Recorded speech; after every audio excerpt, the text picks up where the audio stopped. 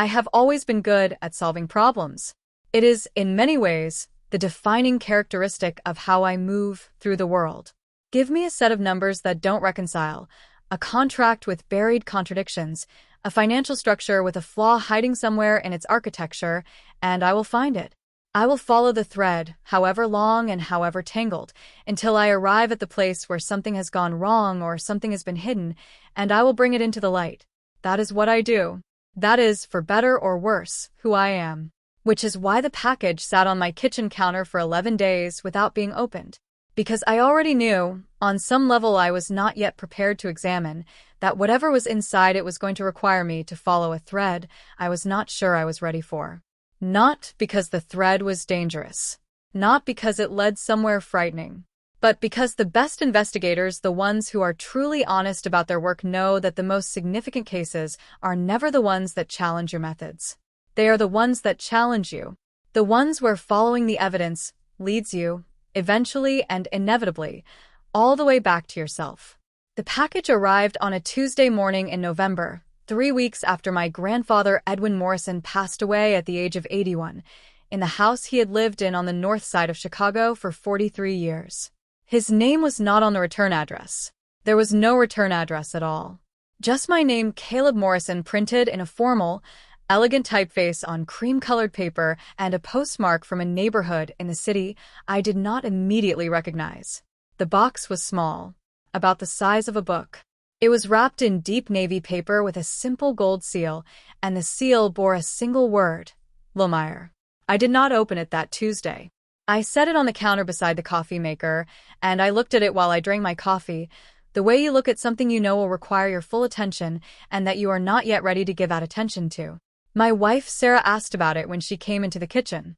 I said someone must have sent it for my grandfather's passing, that I would look at it later.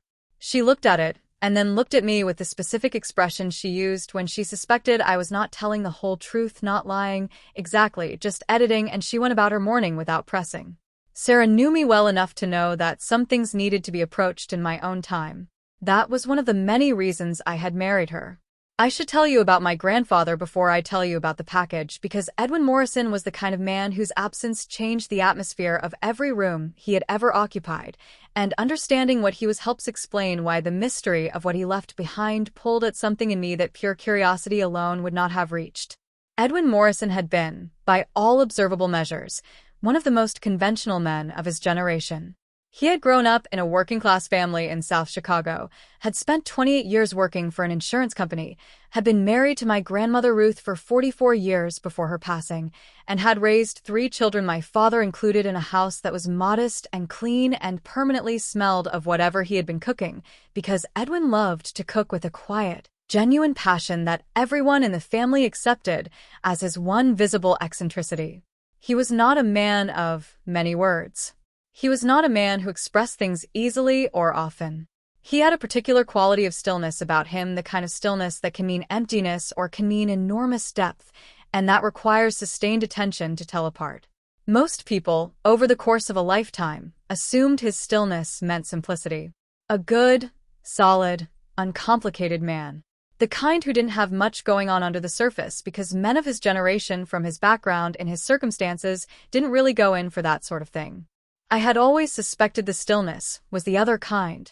I had sat with my grandfather on his back porch on summer evenings, enough times both of us quiet, watching the neighborhood settle into dark to know that the silence between us was not empty.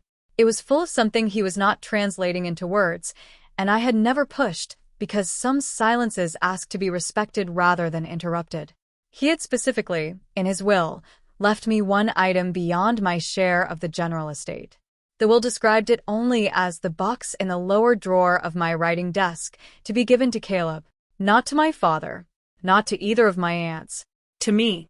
The executor, a family lawyer named Gerald, had told me the box was being mailed to my address per the instructions Edwin had left with the firm. He had left these instructions, Gerald told me, several years before his death. He had known for a long time that this was coming. He had chosen me.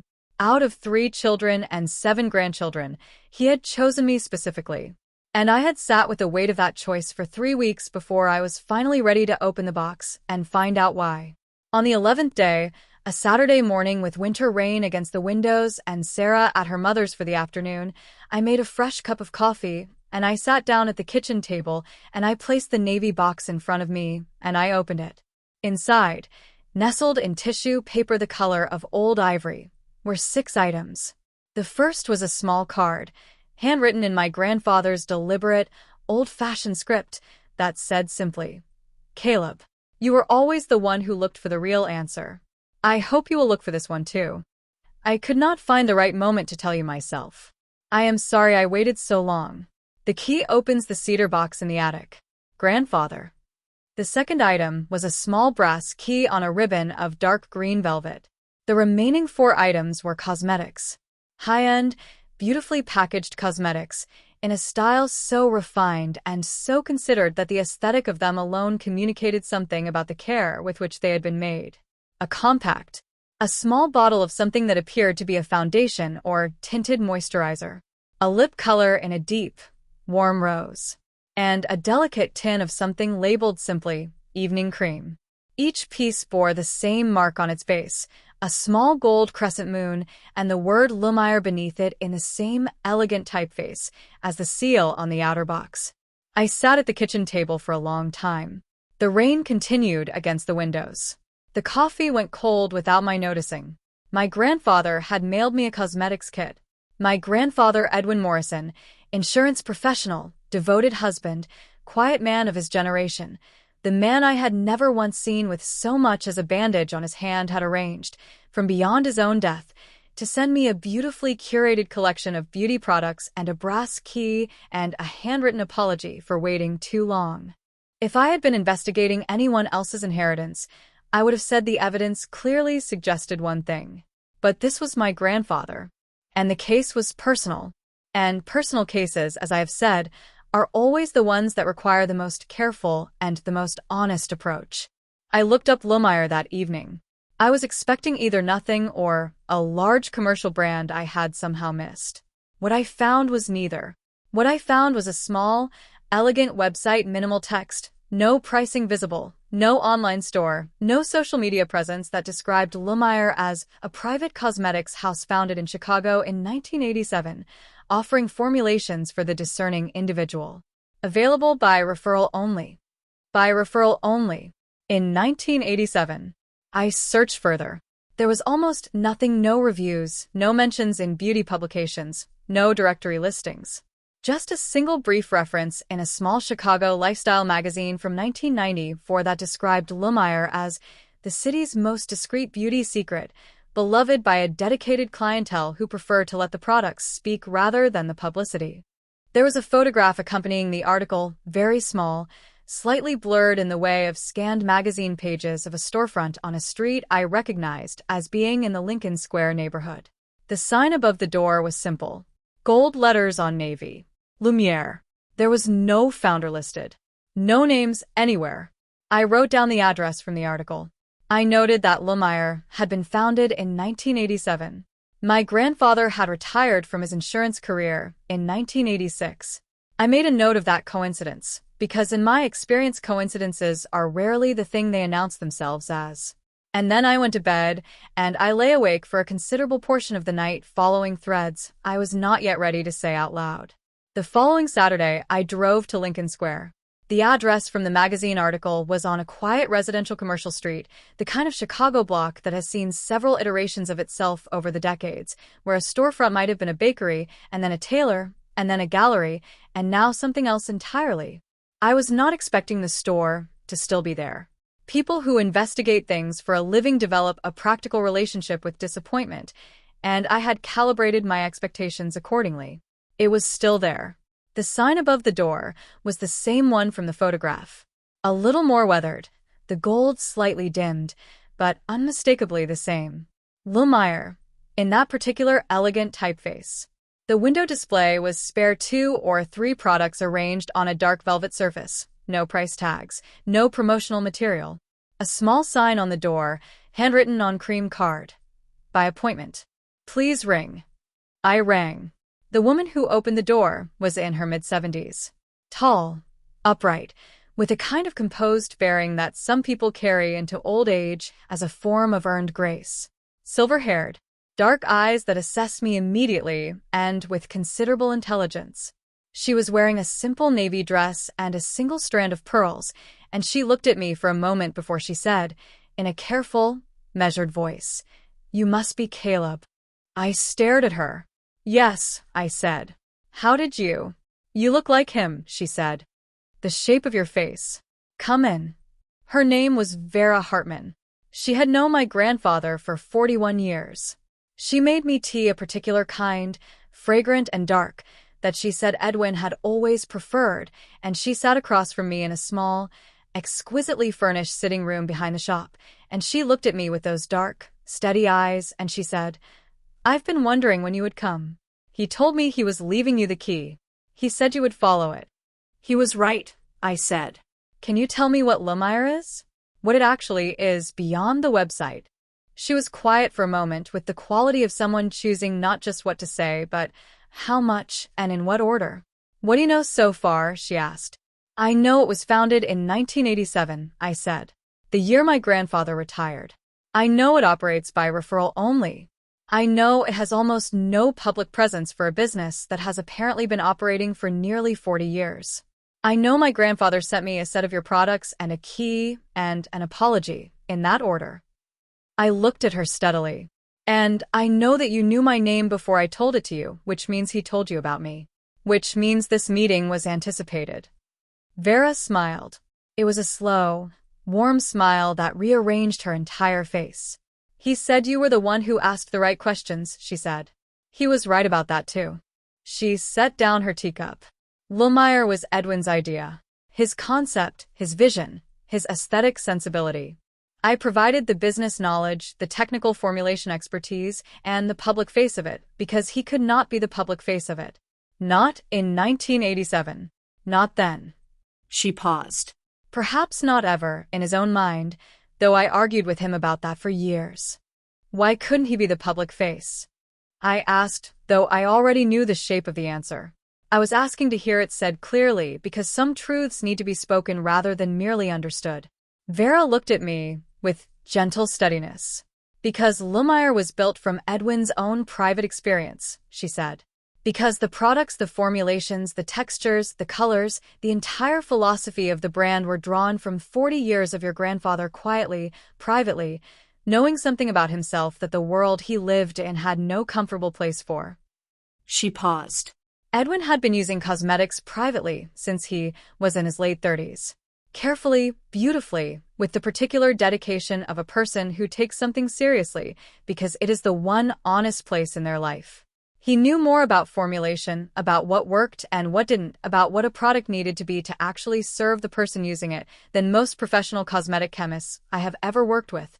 He had spent decades learning it, by necessity, by love, and by the kind of devoted attention that only comes from something being genuinely yours. The room was very quiet. The November light through the small windows was gray and soft. My tea had stopped steaming. "He never told anyone," I said. "He told me," Vera said.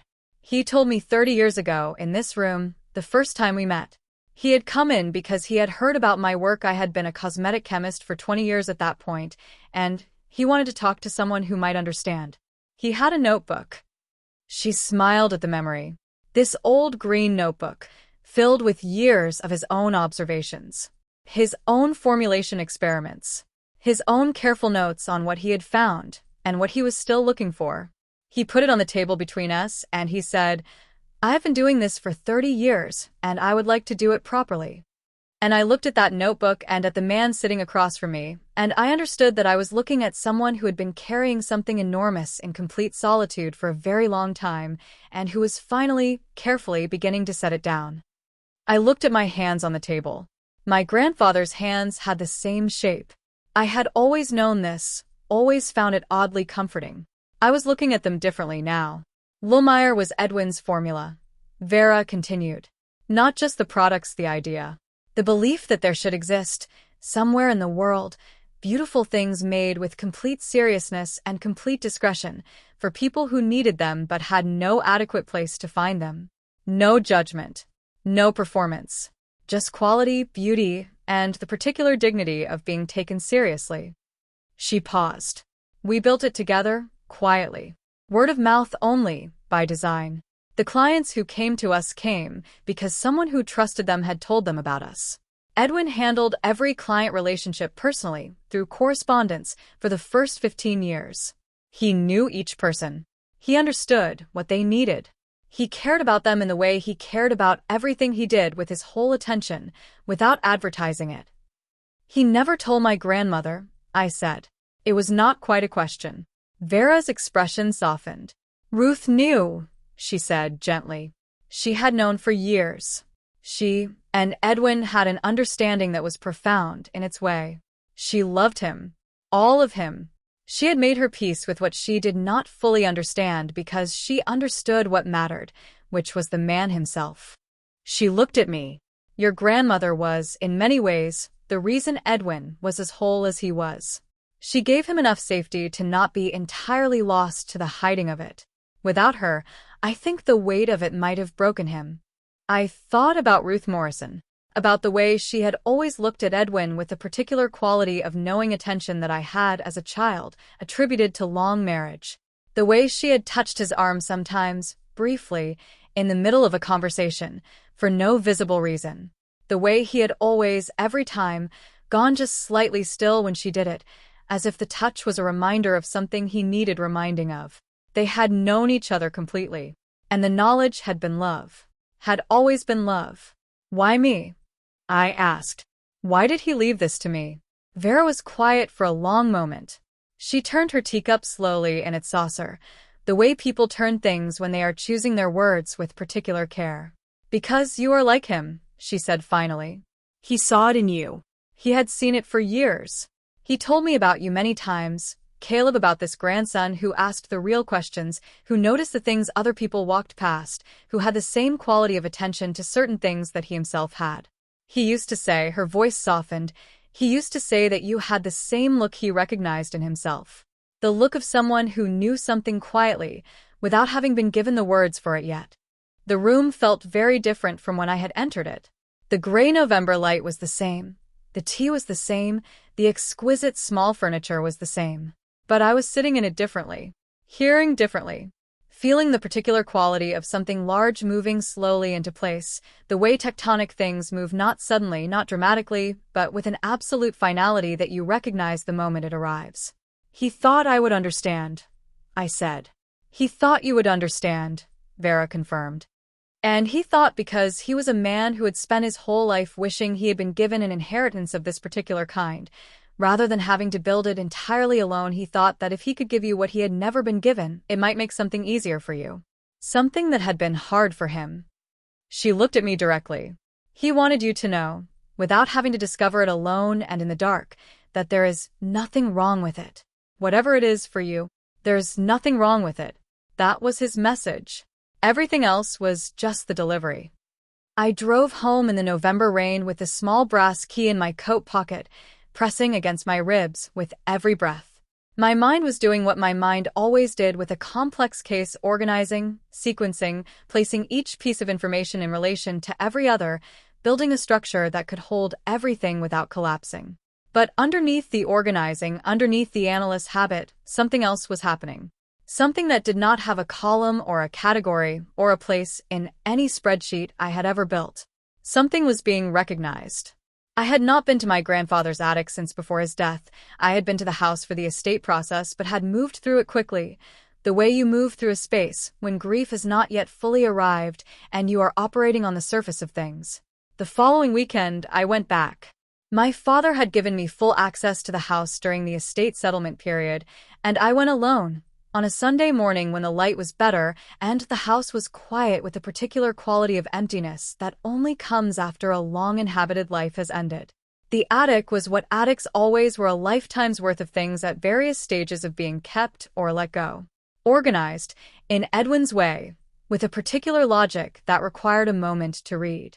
I found the cedar box in the corner nearest the small attic window, tucked beneath a folded blanket that I recognized my grandmother's quilting, the one she had made in the first years of their marriage.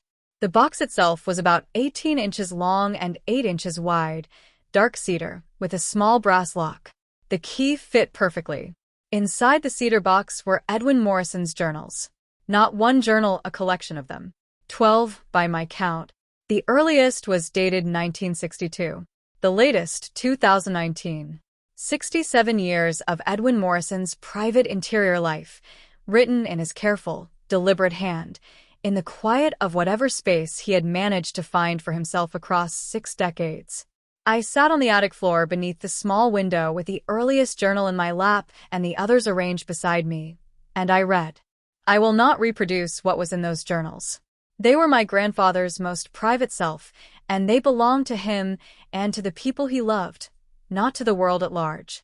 But I will tell you what they were, taken as a whole, because the shape of them matters. They were the record of a man who had known something true about himself from early adulthood and had spent his entire life finding ways to honor that truth within the constraints of the world he inhabited and the era he lived in. Not bitterly, not resentfully, with a kind of patient, devoted creativity that I found, reading it, genuinely moving.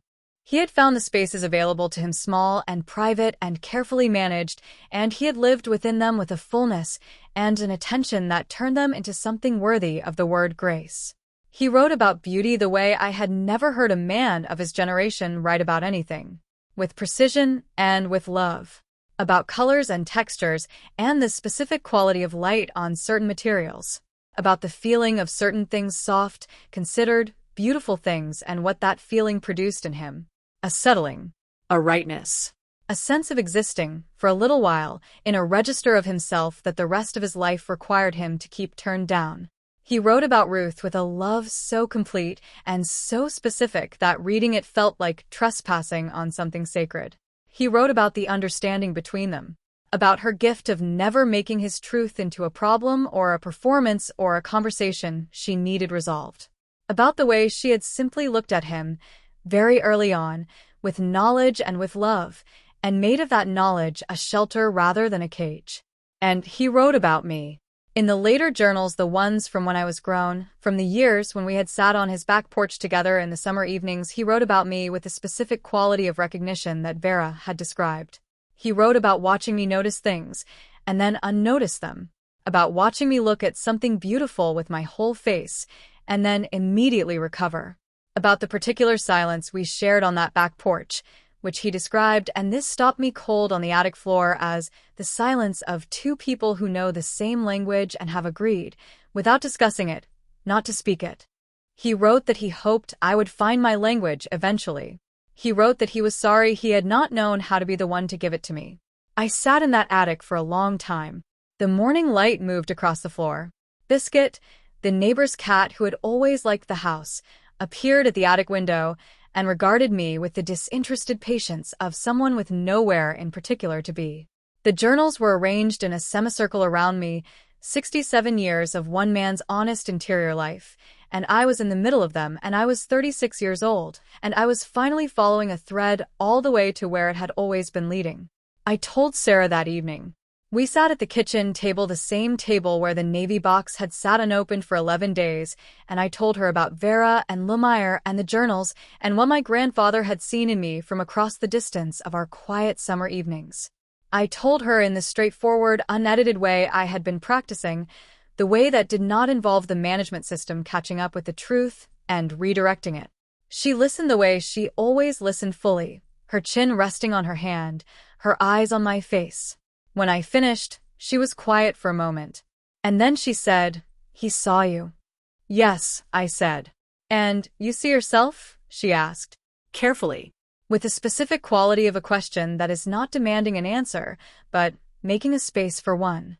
I thought about the attic floor, about the journals, about the mirror that had always been available and that I had always found a reason not to look into squarely, about my grandfather's handwriting and his certainty and his gift of a brass key and a 6-item package of beautifully made things, arranged carefully in ivory tissue paper, sent from beyond the end of his own life because he did not want me to carry what he had carried alone.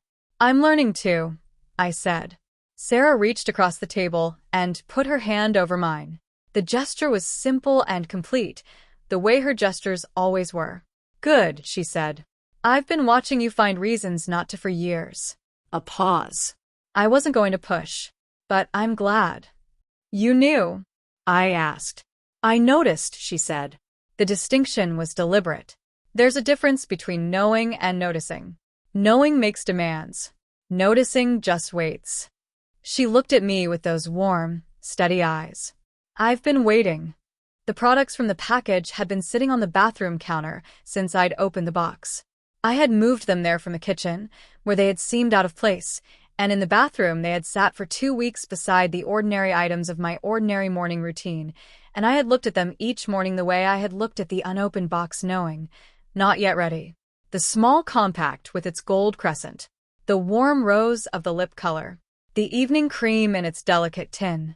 They were my grandfather's, made from his knowledge, his experience, his 40 years of private devotion to the understanding that beautiful things were not the exclusive property of any particular category of person, that softness and color, and the particular pleasure of taking care of yourself with something well-made, were like everything that mattered, simply human. I opened the compact first.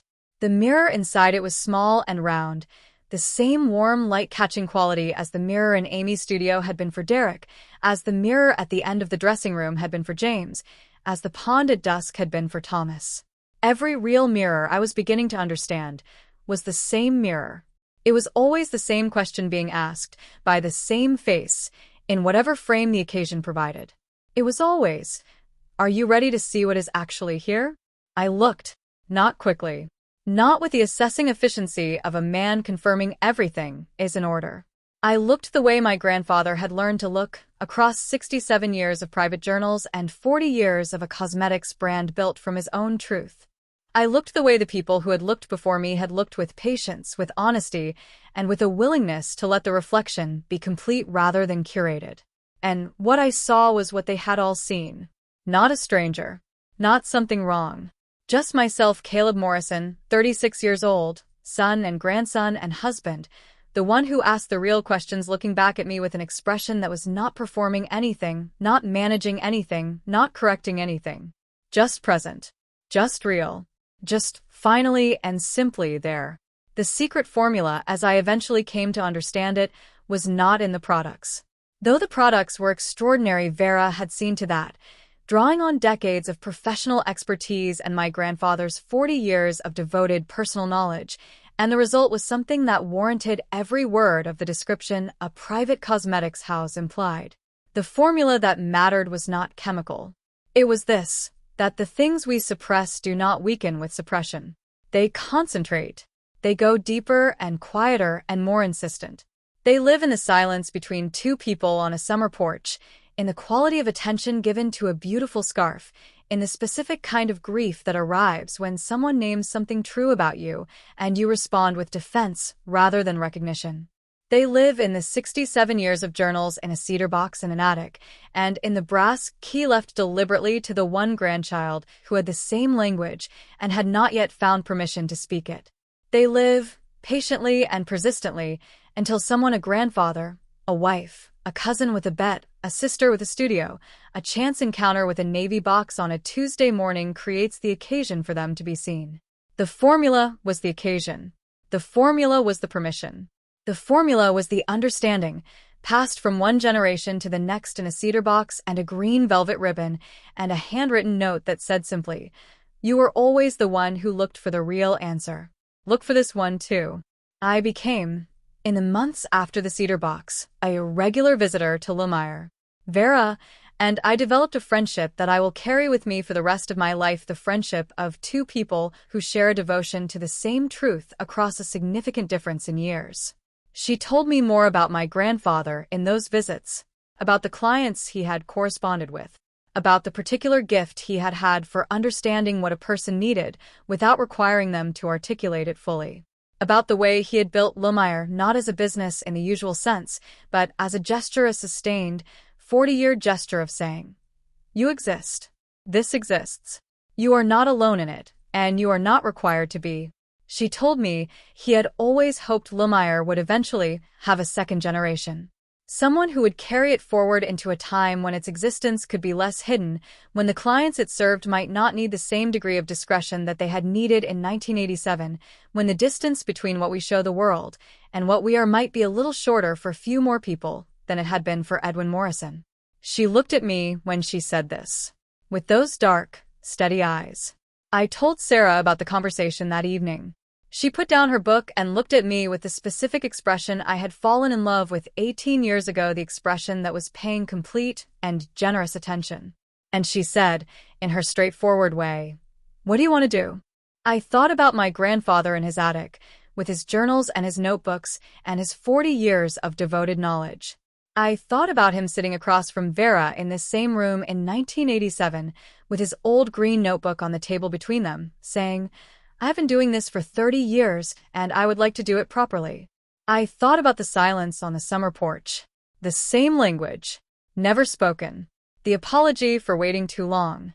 "I want to do it properly," I said. "Whatever it is. Whatever it means for me. I want to stop setting it down and walking away." Sarah picked up her book again with the calm of a woman who had been prepared for this answer. "Good," she said. "It's about time. That is the mystery of Lemire.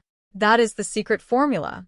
It is not a recipe for a foundation or a lip color or an evening cream, though those things are real, and they are beautiful, and my grandfather put his whole life's knowledge into them.